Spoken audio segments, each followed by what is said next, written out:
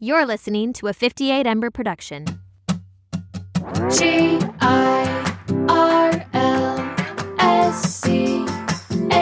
it's Girls Camp. Hello, everyone, and welcome to the Girls Camp podcast. I'm your host, Haley Rawl, and if you are navigating a faith deconstruction too, or simply fascinated by faith deconstruction journeys, by Mormonism specifically, religion generally, then you are in the right place. How are you doing? I hope you're doing well. I am doing quite well, I would say. In the swing of summer, I'm very much a summer creature, especially the older I get. So happy summer to you, unless you're in the southern hemisphere, I guess, and it's your winter. Maybe I'm flattering myself that there's many southern hemisphere listeners, but if you are, happy winter, wherever you're at, whatever the weather is, I hope you're doing well. And thanks for tuning in today. Today's episode is crazy mission stories.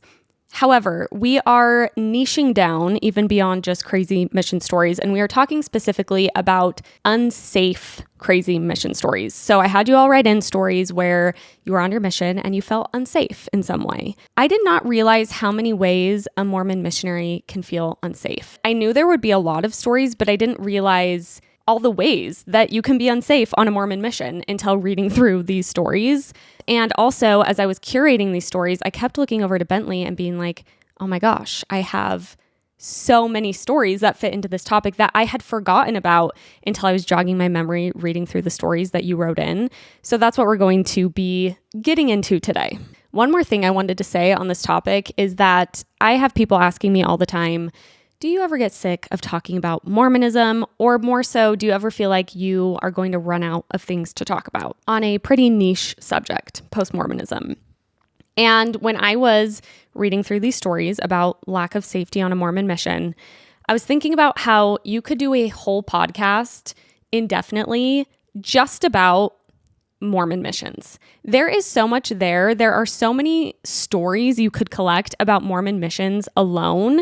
I was reading through these safety stories, and there's stories about companions. I was thinking we need to do a crazy companions stories episode. We could do one about mission presidents specifically. We could do one about interesting investigators. For those of you who don't know, an investigator is the vernacular that missionaries use when we are referring to someone that is interested in the gospel that you're teaching. We could do an episode about that. Mormon missions alone, the amount of lore, the amount of problematicness, the amount of just stories that come from Mormon missions, that alone could be its own podcast. It will probably be a subgenre here on the Girls Camp podcast. And so I do not think I will ever run out of things to talk about. Who knows how long I'll want to talk on the subject? That's a different question. But as far as raw material, I think we are covered for literal years and years to come. I wanted to make a little disclaimer because the reason this topic came up was, many of you have probably seen by now, but A24 released a trailer for a movie called Heretic. And the premise of the movie so far, what we can tell from the trailer, is two sister missionaries. They are somewhere in the United States. They go to this man's door. He invites them in, and a horror movie ensues. They get trapped in a house, and we kind of get bits and pieces of what will happen next, but it's a horror thriller about sister missionaries getting kidnapped. So I saw this trailer, thought about all of my unsafe mission stories, and then just got so many DMs from all of you about feeling unsafe as missionaries. And a few other creators in the space were talking about the same thing. Chelsea Homer, Rosie Card were also gathering stories. And then there's another creator on Instagram. Her name is Latter Day Les, and she's phenomenal. Highly recommend following her. But she was kind of talking about this topic, and she made a really important point, which is the disclaimer that I am going to make, which is that there is an important thing to be said about missionaries, oftentimes, not always, but oftentimes missionaries from the United States, from affluent areas, oftentimes maybe not necessarily wealthy areas, but a lot of times missionaries basically just from suburban Utah that get called to places either foreign countries or maybe even different cities or states in the United States that are perceived as dangerous. And then they go to these places and they experience dangerous things and then come back home to suburban Utah and are like, you'll never believe the craziest story from this crazy, dangerous place where it's so dangerous. And I think that there's some problems with that just because people actually live in these places. Oftentimes when we talk about places as being dangerous, that comes with a lot of stereotypes or insinuations about the people who live in those places, which I think the really important thing here to mention is that these dangerous, I'm putting that in air quotes, places are dangerous because, or they have high crime rates and things like that, or high rates of homelessness because there are huge infrastructure failures. There are systemic failures that make certain places have more crime and therefore they are more dangerous. But also there's people, many wonderful people who live in these places. And so there's kind of this sensationalization. The amount of words I feel like I make up on this podcast. There's a lot of sensationalizing when people go to a place that they don't live, experience danger, and then come home and talk about that danger as if, they got to go be in this crazy place without really the recognition that these places are that way for a reason, and also without just, I guess, like an understanding or a respect for the fact that people live in these places and that's their day-to-day experience. Bentley, my husband Bentley, he served his mission in Reynosa, Mexico, and Reynosa does have a high crime rate because it's on the border of Texas and Mexico. So there is drug trafficking that happens. There's a lot of cartel activity. And, Bentley's told me a lot of stories about his mission and he has many stories to tell. I actually wanted him to be here today, but it didn't work out to be on this episode. Anyway, I met this girl a little bit ago and we were talking about her mission and she said she served in Mexico also on a border town. And I was like, oh my God, like that is so dangerous. Tell me everything. And she kind of very gently but firmly was like, yeah, I don't really love that mentality because that's just like people's lives, like people live there. And she kind of just reminded me there's so much a bigger thing at play than just like, I got to go on this crazy, scary mission and I have all these stories to tell. And just the privilege of being able to enter these places, live there for a while, and then come back home to places that aren't experiencing those same issues. Anyway, I hesitated to even talk about this just because there's so much more that we could get into about these dynamics with missions. There's obviously white saviorism is a huge piece of going to some of these places and feeling like we have, the golden ticket to make people live happy lives or to even maybe, quote, fix their lives if they are experiencing poverty or experiencing some of these things. There's also colonialism, of course. There's just lots of problematic things about missions. And I think when we're talking about safety on missions specifically, that's really important to mention. I'm not going to be able to cover all of that today, but just wanted to make that note up top before we dive into the stories. And because of that, I actually removed all mention of place when I'm reading these stories. I just don't think it's super relevant and could maybe contribute to stereotypes around places or people in certain places. So we're not talking about where all of these are, but I will say reading through the stories, there was a very wide spectrum of where these things took place. And yeah, I just thought that was maybe an easy way to kind of avoid some of that happens. There's my disclaimer. Now let's talk mission stories.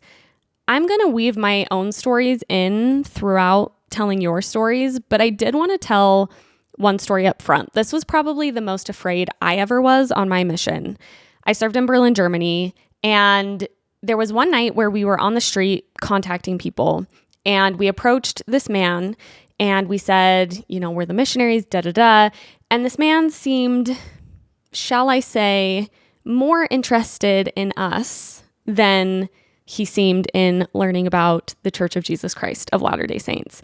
And anyone who has been on a mission, or probably any woman ever, can understand what I'm talking about, where you just get a vibe like, I think this person is maybe more interested in chatting with me than they are in anything else.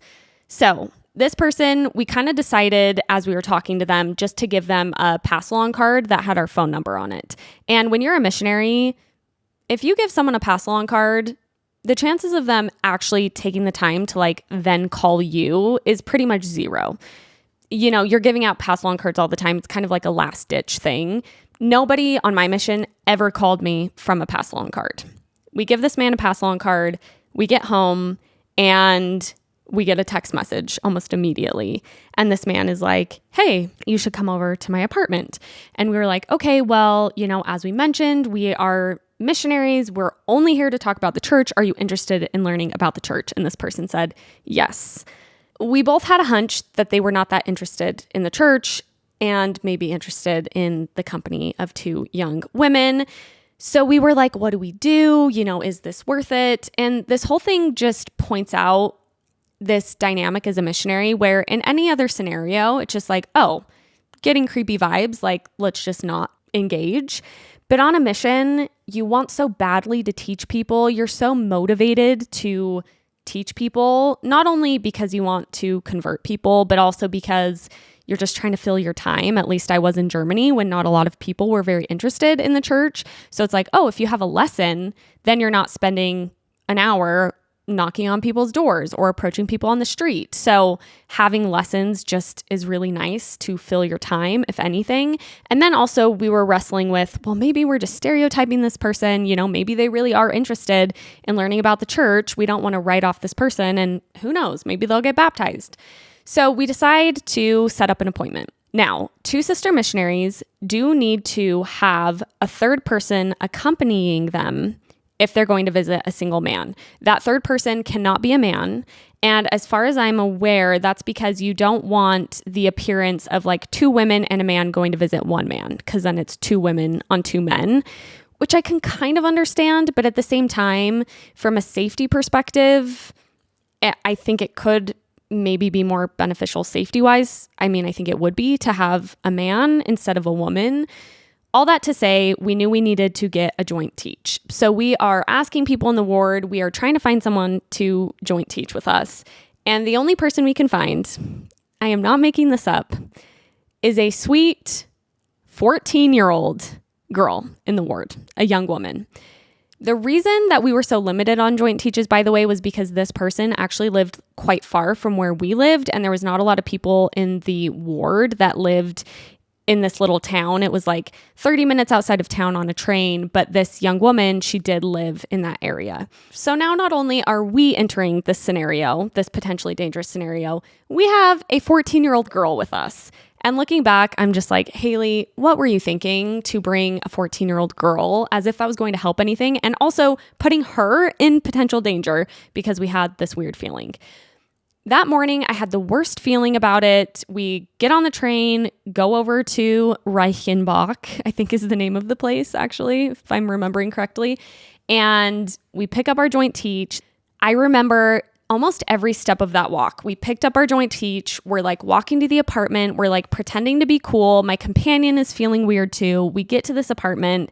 In Germany, many people live in these high-rise apartment complexes, and we called it klingeling because that's what a klingel is, like a doorbell. And so you like buzz the person and then they come on the speaker and they let you into the building and then you walk up to their door. So I remember like having my finger right before I pushed the klingel button, the whatever, to buzz the man we were going to teach. And I kind of look at my companion and I'm like, are we doing this? And she looks back at me and she's kind of like, I guess we're doing this. So I push the button. He buzzes us in. He lives on the very top floor of this big apartment building. So we're kind of like trudging up the stairs, feeling like we're getting further and further in my mind from safety because we just felt like farther off the street, like farther away. I don't know. It felt scarier. We get to the door. This person opens the door and we're standing there, us three, and he like beckons us inside. And I remember my companion stepped inside. The joint teach we had brought stepped inside. And I had this moment of panic. I remember it so vividly. I had a panicky feeling well up in my chest. And I was like, am I going to step over into this person's house? And I just like took the step over. He's behind me and he shuts the door. I kid you not. There's keys in the door. Like his keys are in the door, which was a little more common. Like people in Germany do that. But he shut the door and I thought he was going to turn the key, like lock us in. It looked like he like reached over and looked like he was going to turn the key and lock us in. He didn't. He just shut the door. My heart is racing. We like go and sit on this person's couch. We're all kind of flustered. Start trying to teach a lesson. Like in that scenario, all feeling uncomfortable. We start trying to teach a lesson and this guy just is like not interested. And after trying a little here and there, he eventually says to me, he looks at me and he was like, "Have you ever heard that you look like Dennis Richards?" And I was like, "Dennis Richards? I don't know. Like, I don't even know who that is." And he's like, "Dennis Richards, you look so much like Dennis Richards." He proceeds to pull out a DVD. I think the film is called Wild Things. And I think it's like kind of a crazy like sex film. And on the cover is Denise Richards and whoever else is in that movie. And he's like, "Dennis Richards, you look like her on this cover of this DVD." And I was like, "Oh, like Denise Richards." And then what proceeded to happen is he handed me the DVD. I held it up to my face. He took a photo on his digital point and shoot camera. And then we left his apartment.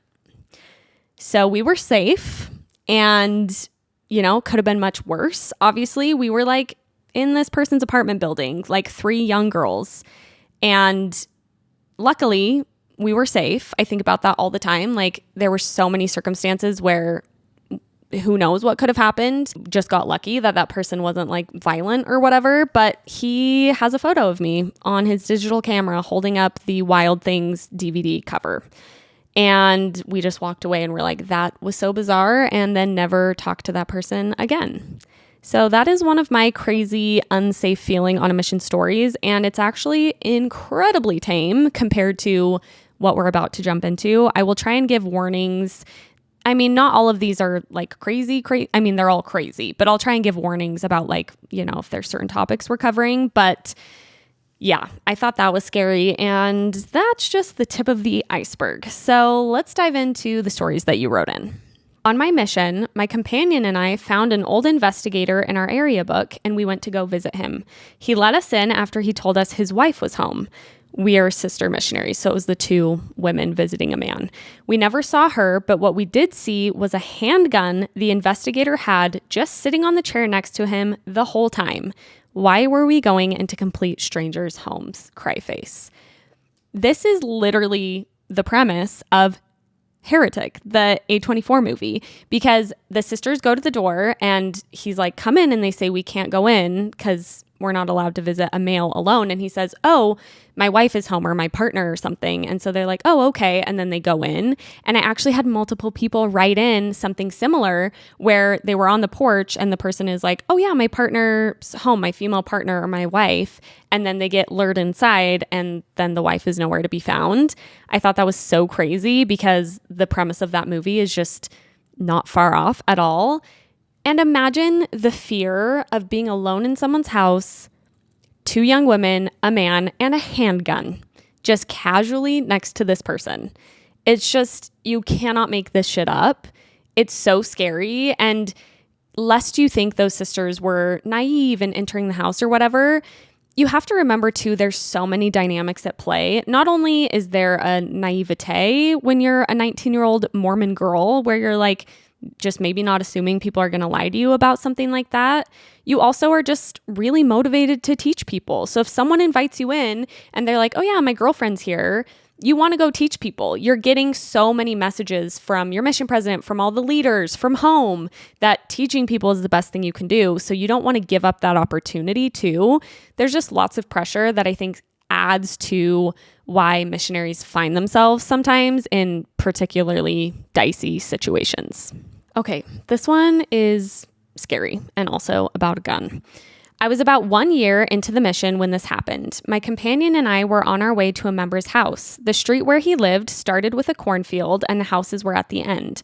We were entering the street when a man with a gun appeared behind us and pointed it at my companion. She had only been on the mission for less than a month. The man started yelling at us to give him our smartphone. This was before missionaries were allowed to use smartphones, so our phone was an old brick phone. The man saw the phone and said he didn't want it. He was probably expecting an iPhone. He kept insisting until my companion told him that we were missionaries and showed him our name tags and bags, explaining that we didn't have anything else. All this time, the man kept pointing the gun at my companion. Finally, he gave up and told us to keep walking without looking back. We kept walking, scared to death, too afraid to look back because we could hear the man walking behind us. I looked at my companion and she was about to faint from fear. We kept walking a few more minutes until we started seeing houses, and when we turned around, the man was no longer there. We reached the member's house, stepped into their yard when my companion collapsed, crying, and nearly fainted. The family ran out to help us when they saw us crying and brought us inside to calm us down. I tried calling our zone leaders. These are they're leaders on the mission, but they're still missionaries, just other elders, to tell them what had happened, but they didn't answer for an hour. All they told us when they called back was that we could take the day off to go back home and they would inform the mission president about what happened. The mission president never contacted us to check if we were okay. The ward bishop and his family came to pick us up by car to take us to their house and give us dinner. My companion was still in shock, not saying a word and trembling. It was so traumatic. In the days following that, we were so traumatized and afraid to go out, looking around every street that we walked. We didn't want to go out because we were fucking scared, but we had to do it so we wouldn't seem weak or disobedient. It was so horrible. The ward members were a great support, but the mission leaders seemed not to even care. That is so traumatizing, to have a gun pointed at you. There's a lot that I was thinking about with this story. One thing that I think is also worth mentioning, kind of going back to that disclaimer I made, is there is something particular about being a missionary, no matter where you are, because you stand out.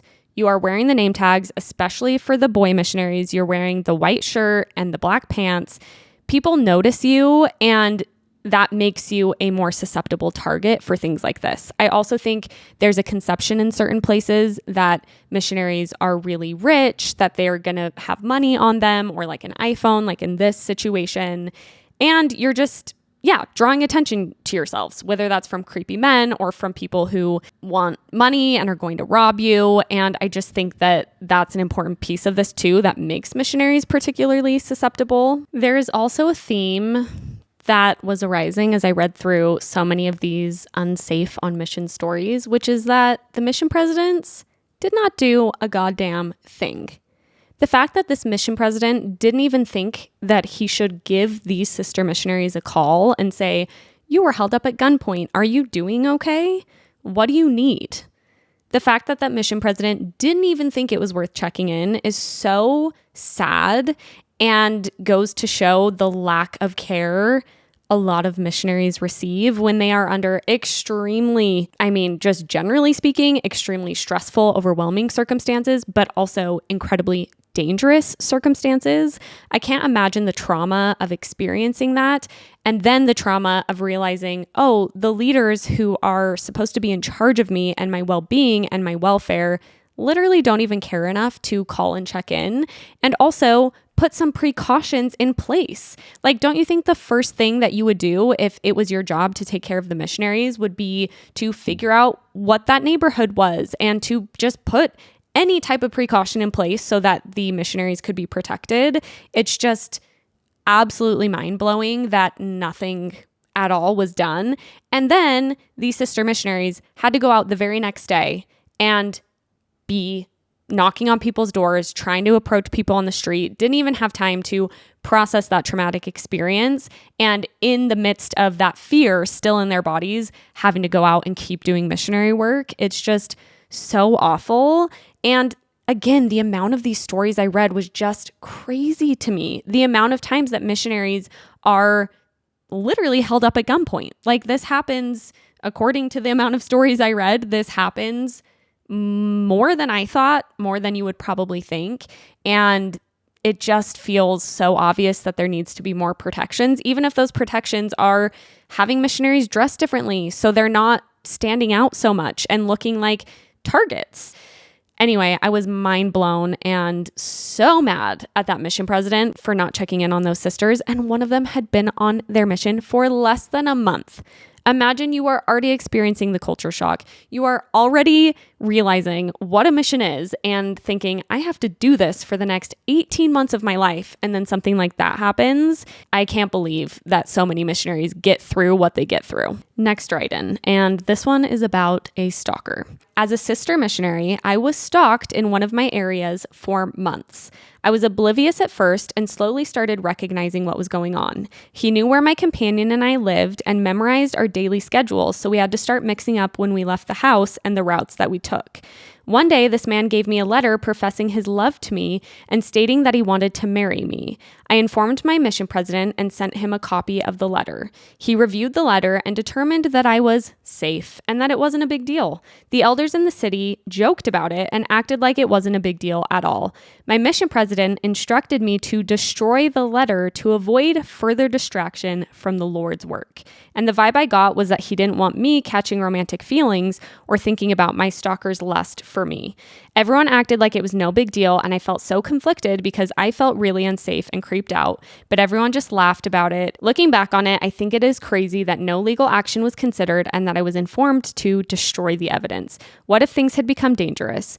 I really looked up to and trusted my mission president, but now that I am older and wiser, I'm really disappointed that he didn't do more to protect me. We became a Facebook mission after I left that area, and I woke up one day to a friend request from my stalker. Of course, I blocked him, but it was terrifying. I was so worried he was going to come to my new area and find me. Since I was a missionary, my Facebook showed the city I was living in. Really creepy, and the lack of concern from other people was frustrating and confusing.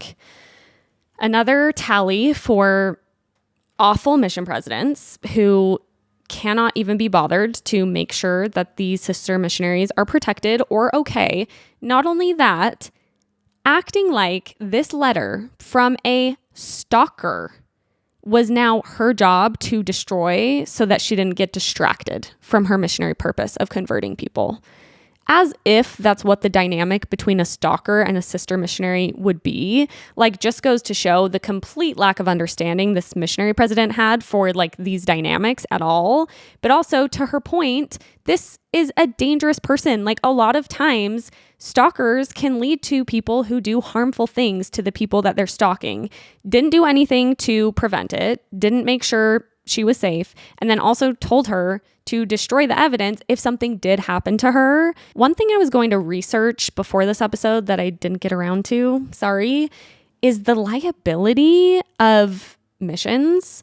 I'm sure you just sign your life away at some point. I don't remember, but I'm sure there has to be some legal something where you just say, like, pretty much whatever happens, I'm not going to sue the church, or else there would be lawsuits galore, I would think.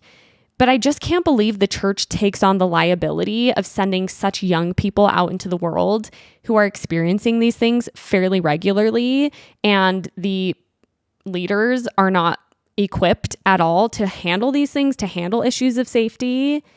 And they just continue taking on that liability for so many missionaries all around the world. I think about this all the time. The church obviously just has a legal arm and covers their asses, I'm sure, but it's just wild even from a liability standpoint. I did not have a stalker on my mission, but this reminded me of this one man who was in my first area. So when I say first area on a mission, you are called to one place, but you switch around like which city you're in. So my mission was the Berlin, Germany mission, but I served in multiple different cities, and that's like your area. So that's, you stay there. You completely stay in your area unless you're traveling to go to a mission conference or something. And when I was in my first area with my first companion as well, so I was with her for, I think, 12 weeks. So this was in the first 12 weeks of my mission. We started teaching this guy named Kevin. And Kevin was just a very interesting guy.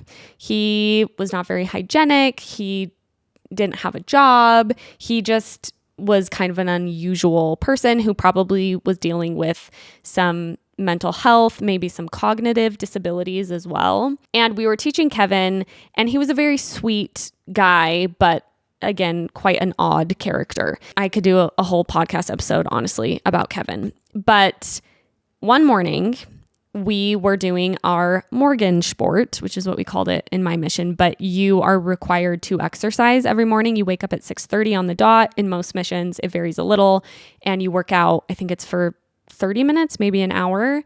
And we would do the same thing every morning. We would wake up at the exact same time, go down the stairs of our apartment, and go on a run. And it was the same path we would go on a run on. And I remember just so many emotions thinking about that run, thinking about just the amount of angst I had and the amount of just sheer depression I was under at that time in my mission is kind of crazy to reminisce on. But we were on that run, which we did every single day. And one morning, my companion and I are running, and I hear like someone running behind us. I hear footsteps behind us, and I like whip back. And there stands Kevin. Well, not stands because he was running, but Kevin was running after us and we knew him. So it wasn't like a stranger, but he had come to our apartment, waited until we had come downstairs and started our run, and then was running after us because he had something to give us, which, kind of a funny aside, was a recipe book. And the recipes in the book were for a wedding cake, a Romanian wedding cake, and blood soup. And I do remember that one of the ingredients for the blood soup was like 2 gallons of pig's blood.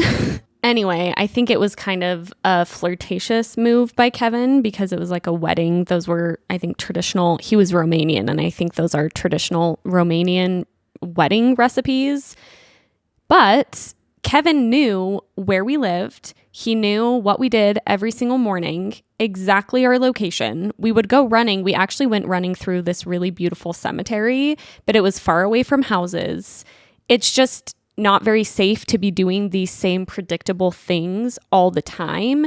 And, you know, if you had a stalker or something like that, Kevin was safe, luckily. But if you had a stalker, it's pretty easy to track what missionaries are doing, where they live, where they mostly frequent. Like, we would always go to the exact same grocery store at the same time on Monday.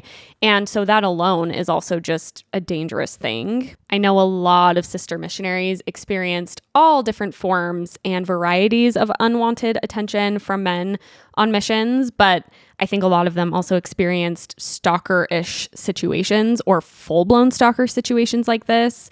And I've said it once, I'll say it again, but when you are approaching people on the street, and oftentimes the people who do want to listen to you are single men, it gets really complicated on how to handle that and the best ways to handle that. I was telling Bentley too, because a couple of more stories that I have, I mean, all the stories I have of feeling unsafe on my mission involve single men. And I was telling Bentley, it's so sad to think about because I was the one, my companion and I, we were approaching single men. And it's not like we targeted single men, but we would talk to single men when we knocked on their doors or on the street. And I kind of had this knowing that it was easier to get a single man to talk to us because they were lonely, they liked the attention, whatever it may be. But because I was so desperate to be teaching people and to have numbers, like on missions, you also track how many people you're teaching, how many lessons you've taught that day and that week, how many baptismal invitations you extended. Like, you keep really close track of all of those things and you give them to your leaders, and that's how you're like judged. And with my personality, I just wanted to do really well. I wanted to be teaching a lot of people. I wanted those numbers. And I kind of knew that like these single men were going to be more receptive. And because I was so desperate to have good numbers, and also, like I said, just to fill our time because it was so awful for me. I hated tracting, doing the door-to-door, doing the go to the city center and try and approach people, that I was like, if we could just have some lessons scheduled, it felt mentally so much better to me. And I was telling Bentley, like, I feel so sad that I was in that situation where, you know, I think sister missionaries, you just shouldn't have to engage at all in that capacity with single men. Like, you should just hand any investigators that are single men, in my opinion, over to the elders, the male missionaries in the area. But we just wanted to be teaching people. And looking back on my mission, so many people that we taught were single men. And we would have to do things like, one thing we did all the time was we would teach a man a lesson, but they would be sitting inside their house, like bring a chair to the door, and we would be sitting like either in the apartment building right outside or like on their porch right outside. So we were like using these loopholes so that we could keep teaching these people, even if we couldn't always get joint teaches.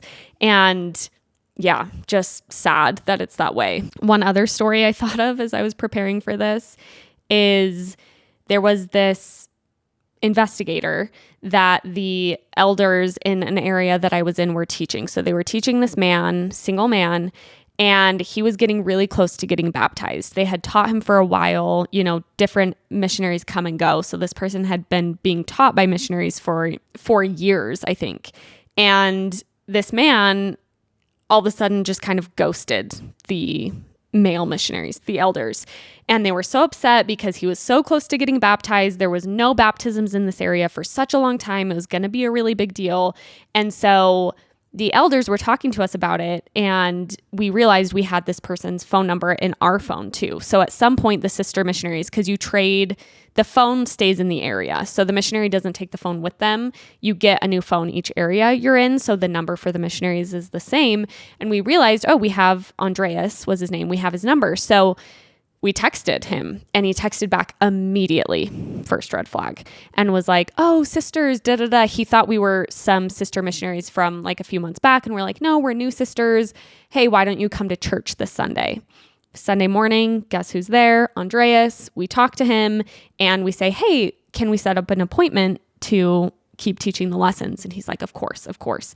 So we tell the elders, we set up an appointment, this is the time, and we four are going to go together and then kind of switch him back to the elders. We get to Andreas's house and we open the door, and the elders were already there. So my companion and I walk in, and I remember feeling like this is odd because the house was very dimly lit and there were so many candles, like at least 50 candles were lit, candlelight, dim lighting, and some like jazzy romantic music was playing.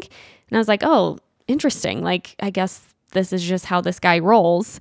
We sit down on the couch. The elders are already there. They're looking like something's a little off. We sit down. They're trying to start the lesson. And then this man looks at me and he's like, "Sister Walker, I had a dream last night about you."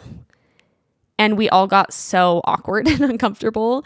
And then he kind of realized it was awkward and uncomfortable. And he was like, "Oh, and you were there too, sister," to my mission companion, to kind of like try and save it. And then he just proceeded to like be flirtatious the rest of the time. And as we were walking away, the elders were like, "We have been visiting this person and been in their home, and usually the lights are fully on and there's no music playing. So this person had just like made this romantic gesture because they weren't interested in the gospel." And unbeknownst to us, I mean, maybe we kind of knew because we offer, whatever. He was obviously more receptive to sisters than elders, but just yet another example of a single man who was looking for attention and affection and probably didn't care about the gospel and put on this little romantic display and then told me he had a dream about me. Yikes. Okay, next write-in. This person says, "My second companion on the mission was extremely hot-headed and stubborn. One weekend we had to get on a bus to go to a mission conference at mission headquarters. We were asked to sit with our companions on the bus, and guess what? She didn't sit with me. I was trying to be a good missionary, and so when we got home, I kindly reminded her that we need to try to follow the mission rules. She didn't appreciate the reminder and proceeded to beat me up, throwing things at me, hitting me, and trying to shove me out of the apartment. I just had to take it because she was a lot bigger than me. I called my sister training leader," that's the female mission leader, so also a missionary leader over the other sisters. "She and her companion came over and basically told me that I wasn't doing enough. I told my mission president, and he said, quote, 'Pray for her.' I told my parents, and my dad said, 'Well, you signed up for 18 months, so you better finish it.' I had to suck it up with this abusive companion for another transfer." I did not even think about the fact that many people experienced abuse from their companions, physical abuse like this story, and also just mental, emotional abuse. Like Bentley had a companion, again, my husband, who was incredibly emotionally abusive. I have a companion that comes to mind We're not going to get into like mental lack of safety because that's obviously a huge thing. And I also want to talk more about crazy companions on another episode. But I don't know, I hadn't thought about how dangerous it can be to be living with a complete stranger on a mission. And you are, you're in bunk beds in the same room, you're living together, just like share a bathroom, like all these things where it's like, oh, that's also incredibly unsafe. These missionaries have not probably been vetted. Who knows if they could be violent in any sort of way. You're extremely vulnerable because you're like going to sleep in the same place as them. Of course, there's probably an assumed safety because it's like, oh, they're on a mission, but that doesn't make people safe. And so scary to be physically abused by someone and then be forced to still be with that person 24/7 as your mission companion, live with them, sleep on a bunk bed. That's just so frightening. And then also be told by the powers that be on the mission, like, oh, just suck it up and pray for them. It's like, no, I'm actually in physical danger. Please help me. And that's the response you get instead. Next story. My companion and I were meeting regularly with a very kind man that the ward had basically foisted on us. He was unhoused and struggling with substance addiction, and he liked to talk to the sister missionaries specifically because it brought him peace. He was always very respectful of us and our rules. We always met outside during the day in a park, and he tried his best to not smoke or drink when we were there. He definitely would have benefited from real support like addiction recovery and mental health services, and I don't think it's fair for him that the sisters were essentially asked to babysit him by the bishop. But I will say I think he genuinely respected us and enjoyed our company. One day, our mission president and his wife visited to teach a lesson with us. I was training 2 new missionaries in my last transfer, and I really wanted to make a big impression about the good work I felt I was doing. We decided to meet with this man at the church and introduce him to the mission president and his wife. It was clear when we got there that this man was having a very rough day. He kept saying people were following him and he didn't feel safe. He had definitely been drinking and was so agitated. Then he pulled out a Bowie knife. I don't know what Bowie means, but regardless, a knife from his bag and handed it directly to me. He said that he had promised other sister missionaries that if he ever had a weapon with him, that he'd turn it over to them while they were together. Hello, why was I not informed about this from the other sister missionaries? I was absolutely panicking, but I quietly thanked him and put the giant knife in my bag and slid it under my seat. Meanwhile, this whole conversation is happening in a language that my 2 new missionaries and the mission president's wife barely understand. They are looking absolutely terrified and for very good reason. The lesson was short and all I could focus on the whole time was the giant knife in my bag under my chair and my mission president's blank expression. We wrapped up, I gave the knife back and told him to be careful, and then we all stood around with everyone staring at me. And the mission president just laughed and said that I had handled that well. I was relieved then, believing that I had passed the test, but looking back, my mission president definitely should have interceded, not just for our safety, but in the interest of the man we were meeting. This story makes me laugh, but also feel so sorry for a man who needed real interventions and instead was told to meet with little sister missionaries who couldn't give him the real support he deserved. Not the mission president with the blank stare. Simply watching as a young 19 to 21-year-old woman takes a giant knife from the person they are meeting with and has to put it under her bag and then continue giving a lesson to this person. This episode might need to be titled Mission Presidents Doing the Absolute Least. That feels fitting given a lot of these stories. I also taught a handful of people on my mission who were unhoused. And there were certain areas where you would go into the area and it was like, oh, we teach so-and-so. And it was like, wait, but this person is unhoused. They don't have anywhere to live.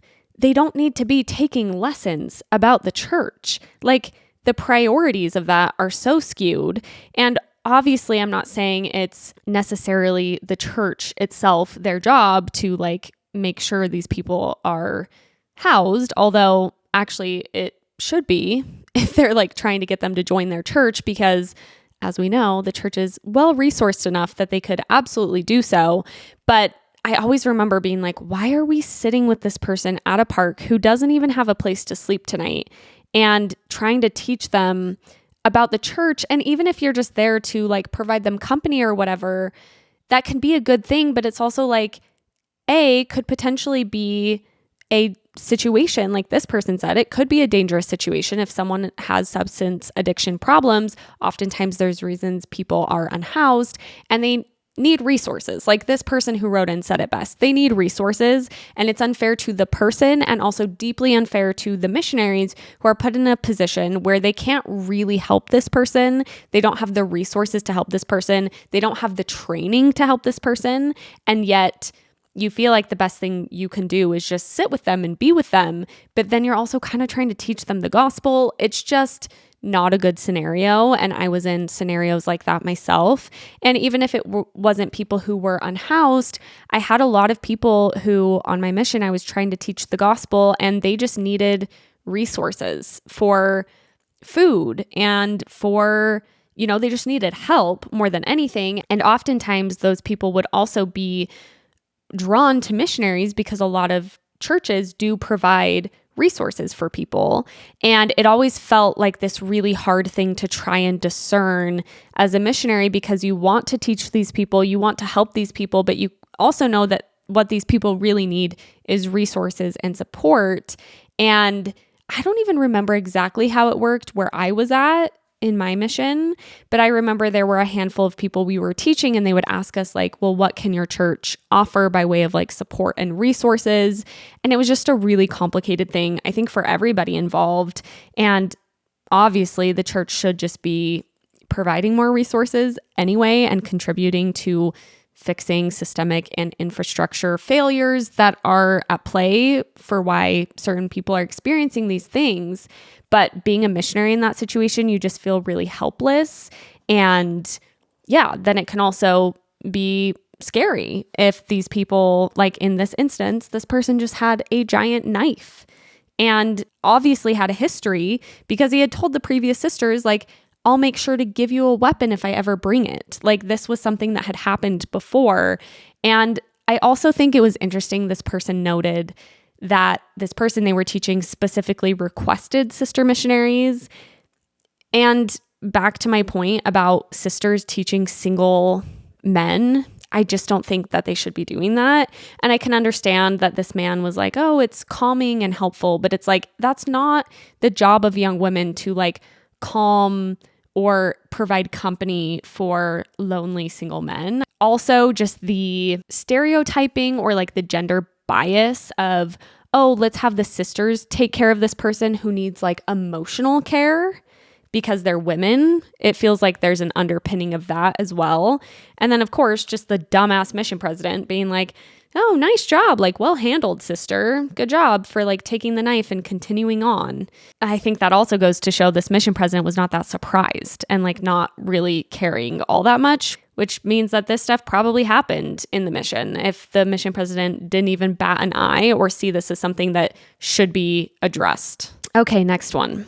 One of my mission companions forced me to ride my bike in the middle of Hurricane Irma. Irma? I-R-M-A. I actually, funny, random coincidence, I taught someone on my mission, I think it's a German name. Why can I not think of how to pronounce it? Irma? I think it is Irma. Irma, I don't know. I served in Florida to freaking knock on doors. Even though the mission president said, please stay indoors and be safe, my companion told me, the work never stops, sister. I was terrified. Oh yeah, did I tell you I was a brand new missionary as well? Not biking around during a actual certified hurricane, trying to convert people to the gospel. So dangerous and so unnecessary. This reminded me of a story from my mission that I told Bentley to kind of try it on for size, and he got a laugh out of it. I was like, is this too much of an inside joke? But my mission president, okay, there was an elder on my mission who was an AP. That's like the highest leader you can be as a missionary. And then he had one more transfer left, so 6 weeks before he went home, and he was like demoted, which is common. Like sometimes you're an AP through the end of the mission. Sometimes you just go back to being a regular old plebeian missionary. And so this elder got demoted. He was a regular missionary, and the mission president went on splits with him and his companion. Sometimes you'll like swap companions, or like a leader will come into the area and you'll split up and go do missionary work with like the leader missionary, and the other two, the companion of the leader and your companion, will go do missionary work. Anyway, so this mission president was with this elder. He didn't say who this elder was, my mission president, but everybody, I think, knew. And my mission president, who was actually a very reasonable guy, might I say, especially compared to a lot of these mission presidents we've just read about.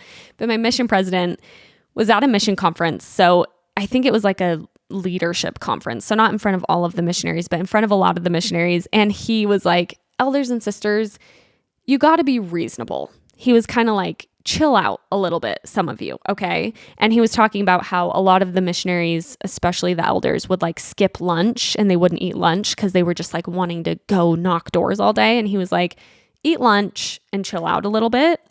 And he told this story. He was like, I was just on an exchange with a missionary and we were outside, you know, kind of approaching people, talking to people on the street. And then it started pouring rain, not a hurricane, but pouring rain. And so my mission president was like, told the missionary, oh, we should walk back to the car or the apartment or whatever. And as they were walking back, this missionary, obviously trying to impress the mission president, was approaching people in the pouring rain, like people probably running, like trying to cover themselves. And he was going up to people saying, haben Sie Hoffnung? Warum haben Sie keine Hoffnung? Which in German means, do you have hope? Like, are you hopeful? And then, warum haben Sie keine Hoffnung? Like, why aren't you hopeful? Which is funny in and of itself because as missionaries, you would come up with these like intro lines when you were approaching people. Like, what do you think about God? Or like, do you think you'll be with your family forever? But I guess one of this missionary pickup lines was, are you hopeful? And why don't you have hope? But the mission president was just roasting this missionary and saying like, in the middle of a pouring rainstorm, we should not be approaching people and saying, haben Sie Hoffnung, when they're like trying to run to their next location in the rain. And it became just this inside joke. All of my companions and I would always say to each other, haben Sie Hoffnung? So that my mission president was more reasonable in this case than this sister missionary who insisted on doing missionary work in the middle of a hurricane. I also thought about bikes on this one because many a missionary travels by bike. Some areas you have cars, sometimes you have bikes, sometimes you do public transit, it just depends on how big the area is, etc. I only ever walked on my mission, so I didn't ever have a car, I didn't ever have a bike, but I went to one area one time where there were bikes, and it sucks as a sister missionary because you're wearing a skirt, you have to wear the helmet, obviously.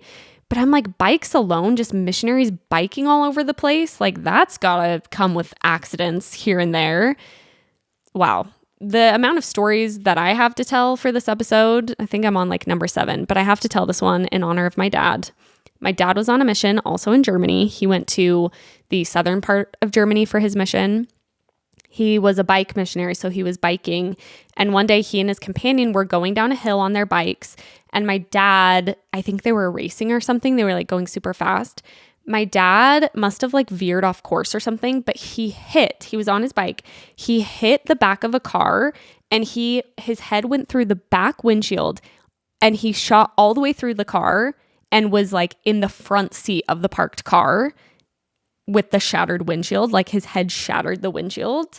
And he ended up getting stitches, but I think it was like something actually kind of miraculous. And I think what my dad said about it was he felt like there was like an ancestor, like a guardian angel that like broke the glass before his head hit it, which is really sweet.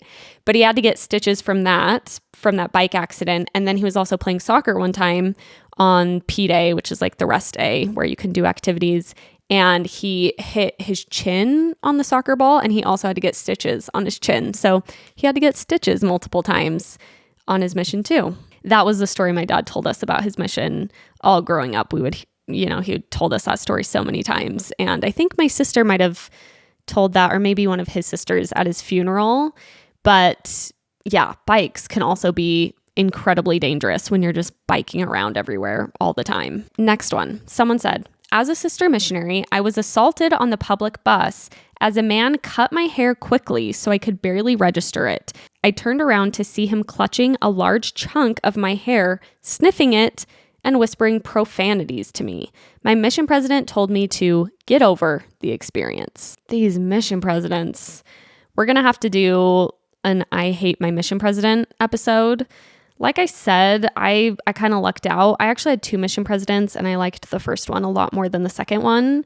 And the first mission president, he'll still like, he just wrote on my Facebook whatever wall, happy birthday or whatever. Like, we're still kind of in touch. But my second mission president, I didn't like very much. But I don't think either of them would have been so callous as so many of these mission presidents were towards like really traumatic experiences, probably because things like this were not maybe as common in my mission. I don't know. But just getting your hair chopped, turning around, someone sniffing your hair and saying profanities to you. Eek. Next one. This person said, as a missionary, I went to, there's a country here, with severe anxiety and depression, which at the time I didn't know about to its fullest extent. Every day, the mission president would remind us to stay away from the police and to split up on the buses so we weren't viewed as, quote, missionaries together. We also had to have our passports on us at all times in case we got checked by a policeman and a missionary identifying card, which later wouldn't mean anything other than another reason to spend a night in jail. This terrified me. Everyone knew that it was a scary place to be as an American, but for some reason, even with all of these rules that seemed crazy, they were just okay sending us out. I heard of a sister on the mission that carried a knife with her and actually had to show it to get a drunk man to back off on the bus. The stories were rampant of things happening to missionaries, and as a whole, I would have panic attacks just stepping out of the door from our apartment. I also feel like my companion would get us into difficult situations because she was overzealous and didn't care what it took. There were 2 different occasions where we found ourselves with men, and I did not feel comfortable, but because we were supposed to talk to so many people in a day, we talked to them anyways. This country, and I think there's many countries like this, or at least multiple, where they're not very friendly to, like, on a government level, to missionaries being in their country because, you know, it's complicated with like visas and stuff like that. Like, I remember the process of getting paperwork to be able to stay in Germany for that long was complicated, and we had to get like these missionary identity cards, like this person mentioned, like renewed and stuff. But I didn't even think about the fact that in some places, like this mission president was literally saying, you need to separate from your companion so that police don't see you and recognize you as missionaries, because they knew that that would put them in danger from like the actual police, because the government was not friendly to the missionaries. That just seems like such an obvious, okay, if these governments are hostile towards missionaries, let's just not send missionaries there. But instead, it's like, no, we'll just find roundabout ways to try and fly under the radar and keep doing missionary work. And I didn't even think about this, but I was talking to Meredith Peterson. Her episode is called Conversion Therapy to Drag Diva, but she was talking about serving in Ukraine, where the laws were such that you couldn't proselytize. And so there was like kind of these workarounds, which she said like it actually was nice because she felt like it was a more ethical way to do missionary work. But I'm sure that there are plenty of places that kind of have to do this like almost undercover missionary work in order to get through the legality aspect of it, and how unfair that is to be a missionary who's afraid that they're going to be put in jail for being there, and your church is sending you to this place. You can't really say no. You could say, no, I don't want to go on a mission, but you can't choose the place you go. And then you're just in constant fear of the government. That was one of the new unsafe things about a Mormon mission unlocked when I read that one. Okay, I'm going to read one more. There's so many more. I wish I could get through so many more of them, but I've been chatty Kathy over here with my own mission stories. Maybe that's the real reason I started a podcast. Mission stories, they just never get old. There's something so potent about a mission story. And as you're living a mission, you just start like, this is going to be lore someday. Like, this is going to be the lore I tell my children. And even when you're a Mormon, you think that. And now that I'm not a Mormon, I'm like, my kids are just not going to believe what mom was doing as a missionary. And I just love swapping mission stories. I do this all the time, even with people you newly meet, even ex-Mormons. It's always like somehow often becomes a topic of conversation. So I love the mission stories thing. Anyway, this is the last story, and this one is about a scary man. So a very scary man. That's the most vague ass trigger warning I've ever given. But anyway, here goes. My sweet, pure little sister went through so much on her Mormon mission. I won't name where, but she was called stateside. She had a shotgun pointed to her head while teaching a lesson on a front doorstep. She also needed to call the police after witnessing someone die by overdose. She had a stalker and needed to be removed from one of her areas. These things are just a fraction of what she went through. My sister and her 2 companions, she was in a trio. Very occasionally, if the numbers don't match up, you can be in a tri-panionship, a trio. So there's actually 3 of you. I was always jealous of people who got to be in a trio. It just seemed fun to have an extra person to talk to. But I've also heard they can be very dramatic. They can cause a lot of issues as well. Anyway, my sister and her 2 companions went to teach a couple. The man answered the door and let them in and motioned for them to enter through the door down the hallway and to sit on the couch while he went to get his partner. A couple minutes later, he came back, but without his partner. My sister explained that he had a sinister smile when they asked about his partner, and he replied that she was on her way. He then, I kid you not, got down on all 4s and started to bark like a dog and scurried around on the floor around the perimeter of the room. That visual is haunting. My sister and her companions prayed. One had pepper spray in hand and another held all of the keys they had within their fingers. She doesn't know how they were left untouched, but he finally opened the door and let them out after they refused to drink a concoction he had left for them. They were fine physically, but emotionally horrified. Another instance of someone just lying about having a female partner in the home and luring women into their house, trying to give them a concoction, and on all 4s barking like a dog, just obviously mentally unwell. The sister missionaries shouldn't have been there. Experiencing that is so scary because you're locked in someone's house. That's what's so scary about so much of this. I was thinking about even knocking on people's doors. We would be knocking on people's doors after dark, and you're knocking on someone's door in a quiet neighborhood.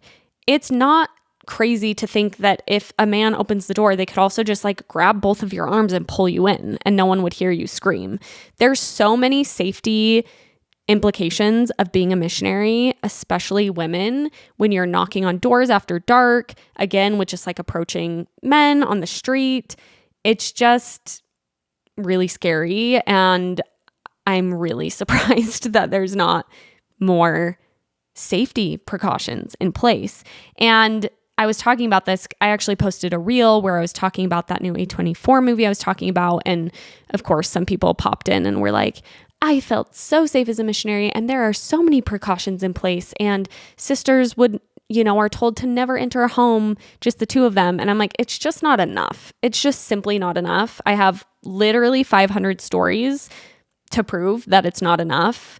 And I think almost anyone who's been on a mission anywhere has at least one story they could tell where they felt uncomfortable and unsafe. Something needs to be tightened up and things need to be fixed.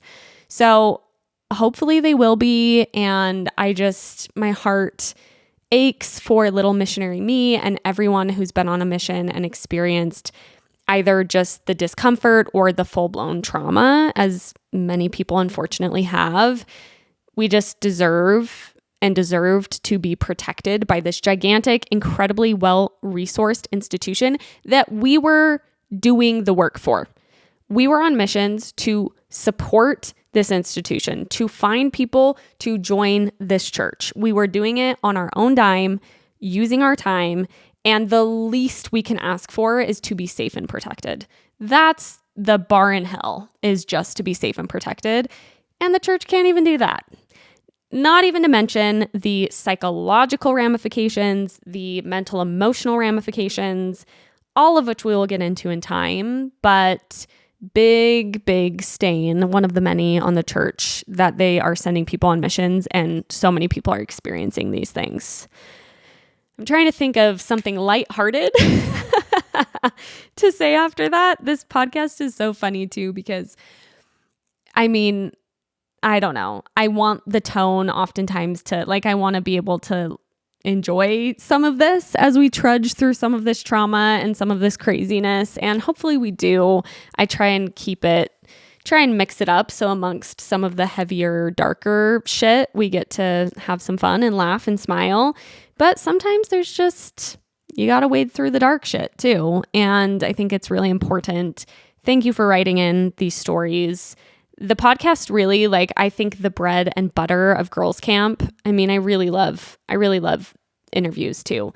But I just think being able to crowdsource these stories is so powerful because we know we're not alone. And it's not like we're in court against the church. I don't know. Cool if we were. If ever anyone is, I've got a lot of evidence. It's all anonymous, so probably wouldn't hold up in court. My point being, like, it just feels powerful to be like, these experiences are not unique and that sucks, but it's also important for all of us to realize as we work through it all, and just feels less isolating. And even though my mission was so long ago and I didn't experience this safety to this extent, it still feels like powerful to feel like there's a lot we can relate on. Okay. I love you all. That's all for today. Like, review, subscribe, smash the follow buttons, the subscribe buttons, the review buttons. Whatever you do to support the podcast is always deeply, deeply appreciated. And thanks for listening. I'll talk to you next week. Bye. GIRLSCAMP,